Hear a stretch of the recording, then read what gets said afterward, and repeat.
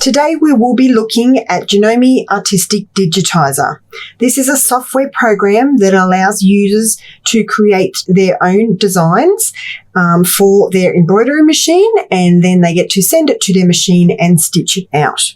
We will specifically be looking at the Floral Vine Fill, which is an option that you can utilize on your machine, in the software that allows you to put in this beautiful fill, which creates a sort of like a background vine, and then allows you to put in flowers and leaves to create these beautiful patterns that you can get.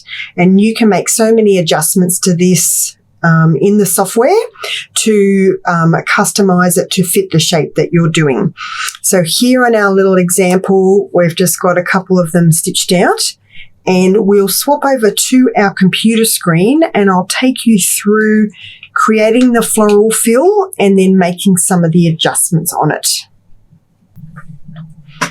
So here we have our welcome screen on our Artistic Digitizer software. We're going to first go in and choose our machine. So I'm going to go in and choose a Janome 550E. We're going to select our hoop. I'm going to be working our RE36B hoop today. So this is 200 wide by 360 millimeters long. We're then going to create new so we can start our new design. So that will automatically open up into our Artistic Digitizer normal editing screen. And you can see here my hoop is nice and long here.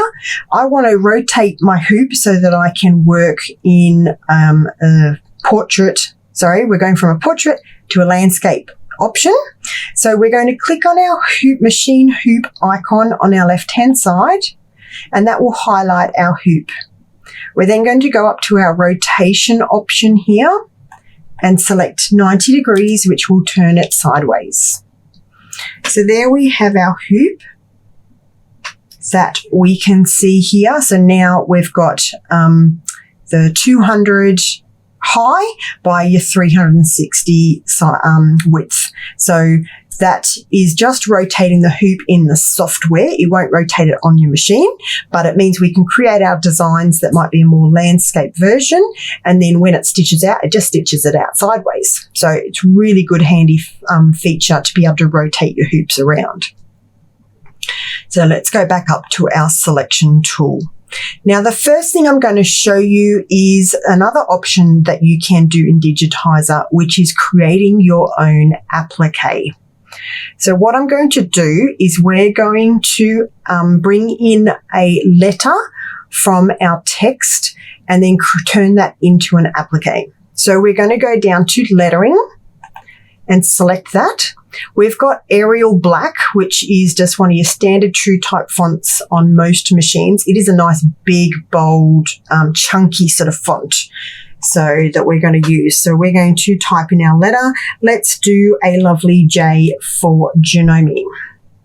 So here we are, our little J is on there. You can adjust the size of this either by your font size here, or we can go back and select our design, and you've got a couple of options. We can just click on it to select it, and then we can utilize the little arrows in the corner to drag that out. We can also come up and adjust the proportions that we want with the width or the height to change this design to be, so we want to go nice and big there. So when we're looking at our J that we've brought in, this is just a stitch, like it's a step fill stitch. That is the fill. And then there is, with Digitizer, with embroidery designs in Digitizer, most shapes have got a fill and an outline. So we've just got a fill at the moment, and I can see that by looking down in my little left-hand icons here, where I've got a bucket for fill and then a little pencil for my outline. And I can see here that we have a colour that is there for the bucket, but there is no colour for the outline. So what I'm going to do is we're going to come over to our colours tab, And in the colors tab, we have a pencil, which is our outline color, and then we have the bucket for our fill color. So let's choose, I'm going to choose this nice dark purple, and we're going to click on the outline one. And then if I zoom in here, let's zoom in, you should now be able to see, we can see this little purple outline that's running around our letter. So there we have an outline on our shape. So when we come down here to our little properties toolbox here, we've got the pale pinky sort of colour for the fill, and we've got that dark purple here for the outline. Now, to create this into an applique, we need a couple of options for it. So we need a couple of layers. We're going to be doing it in the hoop applique. So what we're going to do is we're going to select on our letter. We're then either going to copy and paste, or you can duplicate. There's a couple of options. Duplicate will basically copy and paste at the same time. So let's do that. And now if we go over here to our sequence, we can see we've now got 1 and 2. So there's actually 2 J's there. But we can only see the 1 here because it's all grouped together. So what we're going to do is we're going to come up to our auto sequencing option and select that to turn it back into a manual sequence. So now we've got the 2 J's sitting here. To turn this into an applique rather than these fill stitches, we're going to select the J that we want to remove the stitches from, and we're going to click the little X down here in the bottom left-hand corner. That will remove the stitches and only leave the outline. So you can see our first J here has got outline and stitch fill, whereas our second one now only has an outline. Let's remove it as well for our first one. So now we have 2 J's which have just got an outline.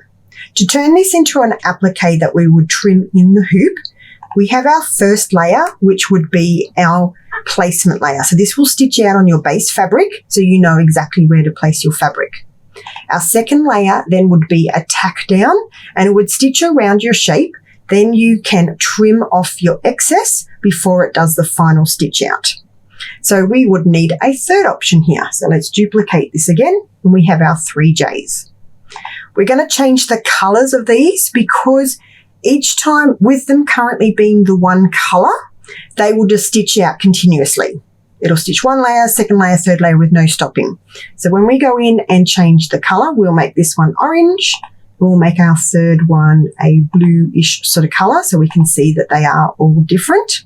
What that will do now is it will stitch out the first color. So it'll stitch out my purple. Then the machine, your sewing machine will stop. Then that will allow you then to move your hoop, place your fabric down, restart your machine. It will then stitch out your second layer, which will then stitch around the outside of the shape. You would then stop, the machine will then stop again. You will then trim any of your excess fabric around the outside of your applique shape. And then you would press start again and it would continue to stitch the final layer. So this one here, we're actually going to go into our properties for our outline and give this a satin serial, and let's make it a nice big wide. We'll go 5 millimeters. And if we zoom in here, you can now see that I've got a nice big thick satin stitch that it will stitch around that J. So that's how easy it is to make an applique. Is you basically need 3 layers for you to do that in the hoop trimming. Okay, now the other thing we are talking about today, our main thing, is this lovely floral fill. Now the easiest way to do this is you select the shape that you want to fill. So we're going to fill this letter J. We go up to our convert tab at the top and we go down to create floral. This will bring up then our option box to choose our flowers and leaves. So I'll scroll through here. We'll show you a couple of them on the screen, and then we'll go back to the sample to show you what we've done. So in the samples, one of the options we've chosen is a butterfly. Then we've got, I think there's a little flower like this with sort of rounded petals. There's one that looks a bit like a daisy with a little coloured centre, and another one that looks a bit like sort of like a a rose or a carnation or something like that. So you can see here there are lots and lots of options. And then in the leaves, I'm not 100% sure which ones we've chosen because some of them look very similar, but one of them is definitely like this more, I'm going to call it a real traditional leaf shape. We've got one that is looks a little bit more like a clover sort of shape. There's one that looks a bit like sort of a fan like this, almost like a bit of bamboo, you know, so there's so many different options. So if we cut back over to our sample here, we can go through and show you some of the options that you can choose. So this was the little butterfly that I was talking about that we've stitched out in purple here, and it's got like a, I'm going to call it a pretty standard looking sort of leaf on there. And if we go over here to this one, we'll get our camera panning over. This one has got that more sort of like 5-pointed little sort of flower which is very open, and then it's got some, I'll call them, they look like a little clover leaf type of thing to me. So a little sort of like little heart leaf. And then these other options here that we can pan to, we've got a different sort of flower and leaf, and then the other options are on here as well. One other thing you can do, which we won't be going through today, but have a look in the help file or in the manual, and it actually shows you how to create your own flowers and leaf shapes. So if you have a very specific flower, say you're wanting to do this and you're matching some flowers from say your wedding bouquet, you can actually go and create your own flowers, or find an image of a flower that you like and bring it into this program.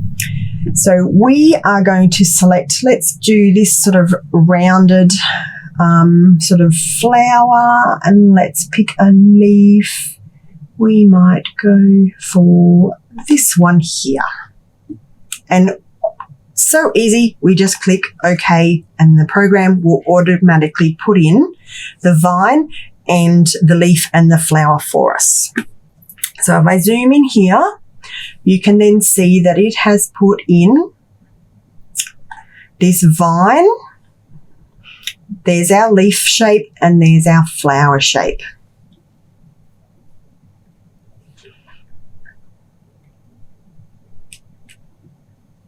Now, there are lots of things that you can change on this to make it basically, I don't know, to alter it. It's easier if I just show you.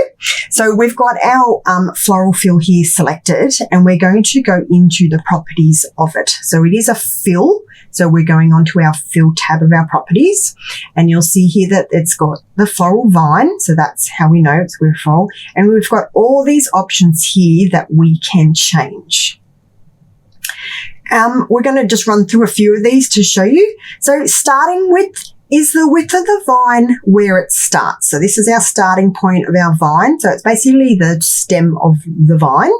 So we can make that skinny. So I could drop that down to 5, and you will see that it will make the start of my vine here quite skinny because we've dropped that down to a small number. If we make it a large number, so we might take it up to 50, and now you can see that it's made it more looking like a bit like a tree, that sort of thing. So you've got options, and you will be getting a, with the project, you do get a little printout of the help file with some information there which tells you the minimum and maximum values that you can put into all of these settings. So let's go back to say maybe 30 for our starting width. Now the ending width is when you go up to the top of these little curls, and it's how thick these ones here will be. So the default is 5, but we could take that also up to 30, and it will make it all a very thick looking vine. So you can see here now that the whole vine is all the same width. So you've got so many options here to change up to create different looks with this vine. Now, when you do make changes here to the settings, quite often you'll notice that it is changing the look of what it is or how many little spirals are coming out or tendrils. And that's just because all of these settings here do sort of relate to each other. So sometimes it's just a bit of a play that you have to do. We can come down to our length. Now our length here is how long these parts of our branches are. The smaller I make this, so if I make this down to a 2, you'll notice that it will add many more little branches and more sort of branches coming off itself because we've made those little branches shorter. If we take our length up to 10, you'll notice that they'll become sort of more open and longer because obviously that's the length of the little branches. So let's take them back down to a nice sort of medium amount. Our curvature is how curly these little tendrils are. So if we take our curvature to say 2, you're going to notice that these will become more like straighter lines with just a little curl over the top. Whereas if I take our curvature to 10, you'll see these are now gone into little spirals and curling around. Complexity is how really what it is, it's how complex the design is. So if I take our complexity down to 1, you'll see that it will take out quite a lot of extra tendrils and extra flowers and leaves and things like that. Whereas if we take our complexity up to 10, you'll notice that it will fill in with so many more little, you can see here we've got lots of extra little curls that sort of curl over each other. You've got, probably 100 little green leaves in there now.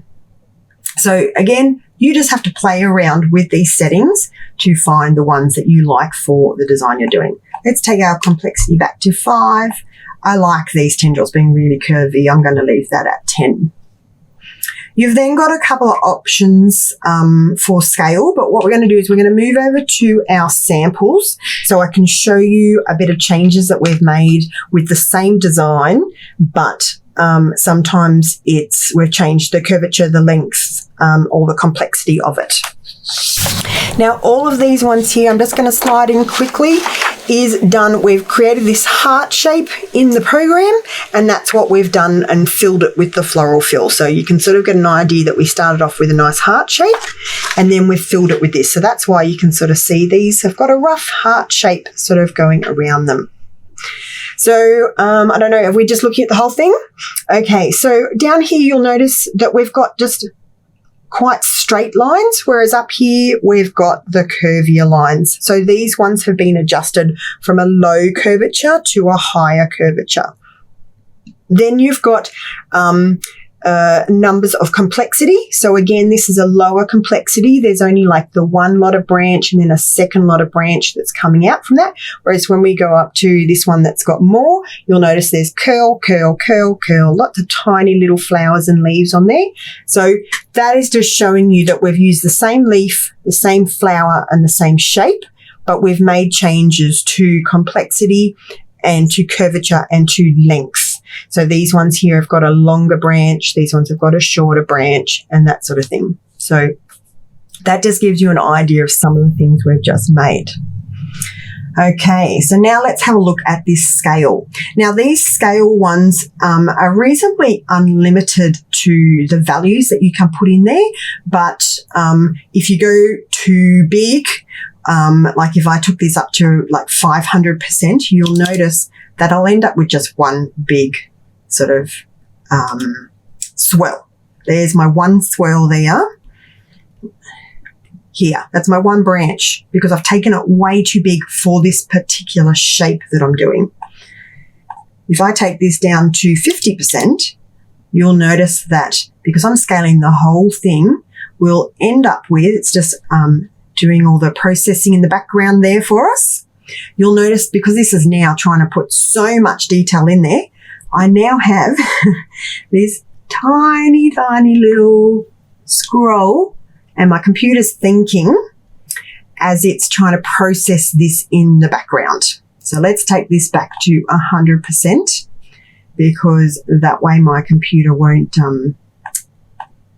try and process all these tiny little hundreds of stitches with like probably 100 flowers there and 100 leaves. So that's a lot of data for our computers to do. So scale, we'll scale the whole thing, leaves, vines, and flowers together.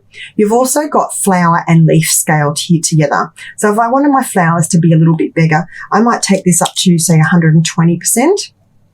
Again, you can go up to really large numbers here and down to obviously 1%. So the small to sort of unlimited. But again, if I take it up too large, those flowers are then going to become too large for this actual shape.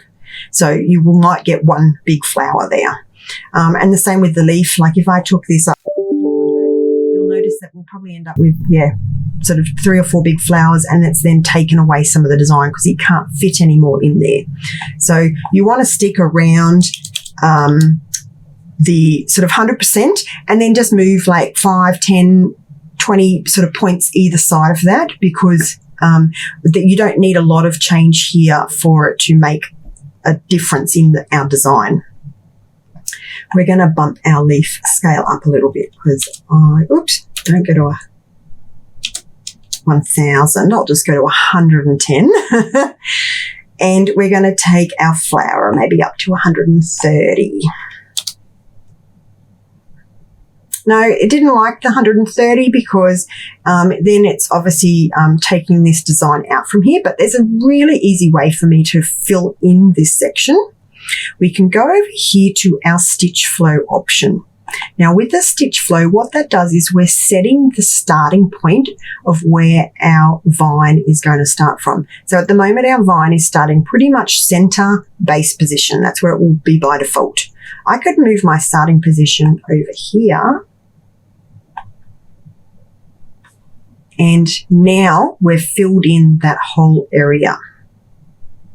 If I just zoom in a bit and move up here, I'm going to show you again. So I've got this little red dot. That's my stitch flow position. I'm going to start it from this little corner. I bring this line out. Now, the shorter I have this, the shorter the length of the stems are. The longer I have it, the longer the length. So this is another option for changing your length and your complexity here. And if we now zoom out, let's see if it's, that's pretty good. See, it's filled in all of our shapes here. So what we're going to do now is we're going to look at see how this would stitch out on our embroidery machine. So we've got an option in Digitizer called Slow Redraw. We can click on there and let's take this all the way back to the beginning. So this is our hoop as it would be on the machine. So you can see that it's sitting the way that it would be on our machine. And then as this would stitch, it would stitch out our first base letter, start stitching all of our design. Then it goes and stitches one pink flower, bit of green leaf, one pink flower, bit of green leaf. We don't want to be changing pink, green to stitch out this design. So what we're going to do is we'll go back to our selection, and the quickest and easiest way to join these all back together and group it by colour is we go back up to our sequence menu and we turn that back to auto.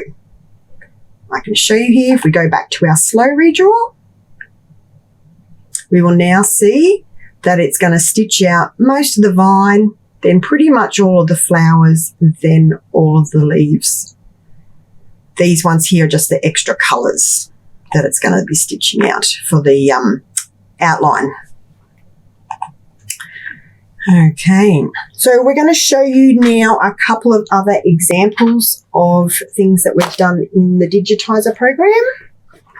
So here is a little flower that we have turned into an applique. So this is just a design that had a circle in the middle and 5 petals on the outside, and we've turned that into an applique design, and we've actually given a sort of satin fill around the center and then like a little a dotty sort of design, like it's got little stitches and then little stitches again. So you can change what sort of stitch goes around the outsides of your applique. I've got another applique here. This one is just a little tulip that we've turned this part of it into applique so we can fill it with fabric rather than stitches, and we've done just a satin stitch around the outside. Here we have also done some more options for the floral fill. So here we've created like a reasonably long rectangular shape, but we've taken away the outline. So all we're left with is the fill. There's actually no sort of like box that's going to be stitched around that. Up here, we might have made it into, I can't remember, we did this one a couple of years ago, like a triangular sort of shape to fill in that area. And again, we've taken away the outline. Here's the same one, but in some different colours. So again, you can see we've done the applique on the tulip and then the floral fill on the different sections. Now, our project for this month is a large wall hanging. So I can't really quite get it all in screen here, but it is where you're bringing in letters to create the word welcome. You could obviously do your own letters as well, and then you're bringing in the floral fill. So it's appliquing the white fabric down, bringing in the floral fill. We've actually picked the colours and the style of leaves and flowers from the actual fabric. So this is the fabric that we've used around the outside of this wall hanging. But you can see here we've tried to pick a flower and a leaf that would look reasonably similar. So it's almost like we've taken the designs from the fabric and put it onto the floral fill. So here we have our lovely sort of welcome sign. I'll pull it out a little bit. And this particular one says, welcome to my sewing room. And the instructions for that are available in the link below that you can download to make this lovely sign or have a play with your Digitizer program.